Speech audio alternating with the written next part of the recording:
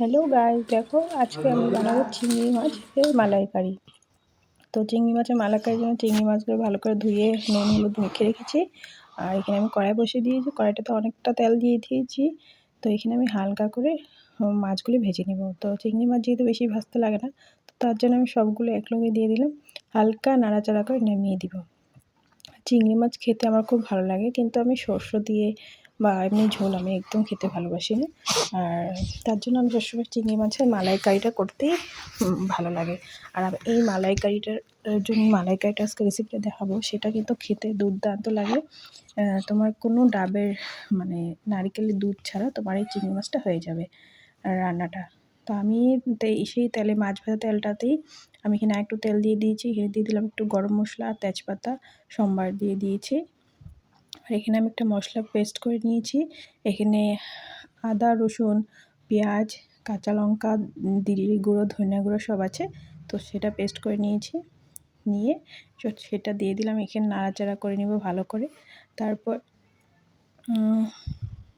এটা ভালো করে একটু নাড়াচাড়া করার পর এখানে আমি আরেকটা মশলা দিয়ে দেবো, সেটা হলো কাজু কিশমিশ বাটা। তো আমি কাজু আর কিশমিশটা ভালো করে ভিজিয়ে পেস্ট করে নিয়েছিলাম। তো আমার মাছ তো অনেক, আধা কেজি মাছ, তো এখানে একটু মশলাটা তার জন্য বেশি দিয়েছি।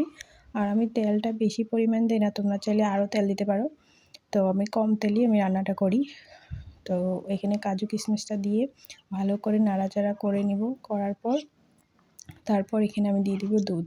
দুধ হলো পাউডার যে দুধ থাকে না, আমুল গুঁড়োটা, সেটা দিয়ে দিব। তো সেটা দিলেই কিন্তু তোমার নারিকেলের দুধের টেস্টটাই আসে, মালাইকারিতে যে টেস্টটা লাগে সে টেস্টটাই পাওয়া যায়।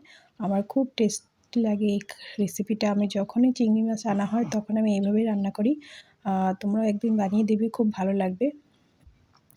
তো এই তো চিংড়ি মাছগুলো দিয়ে একটু নাড়াচাড়া করে আমি এখন দুধটা দিয়ে দিব। দুধটা দিয়ে পরিমাণ মতন একটু জল দিয়ে দিব।